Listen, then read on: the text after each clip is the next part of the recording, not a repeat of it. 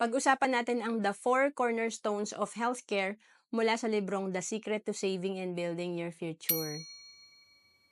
Ito pala yung final test of a good healthcare. Kapag tayo ay may short-term healthcare, kapag tayo ay may long-term healthcare, natutunan ko noong 2012 na may long-term healthcare pala para pag nag-retire tayo or 61 and beyond na, may magagamit pa rin tayong healthcare.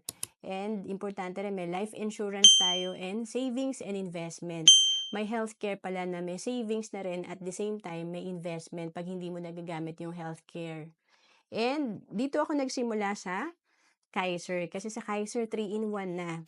Meron ka na ditong healthcare, life insurance at investment kaya maraming kumukuha ng Kaiser.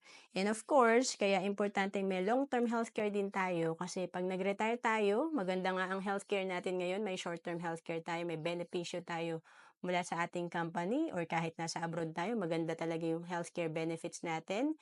And importante rin na may savings tayo ngayon, may Kaiser kasi by the time na magre-retire na tayo or magfo-for good sa Pilipinas or wala ka ng trabaho, magagamit ka pa rin na healthcare. To know more about Kaiser, message mo na ako sa FB, Rohan Dennis Capistrano.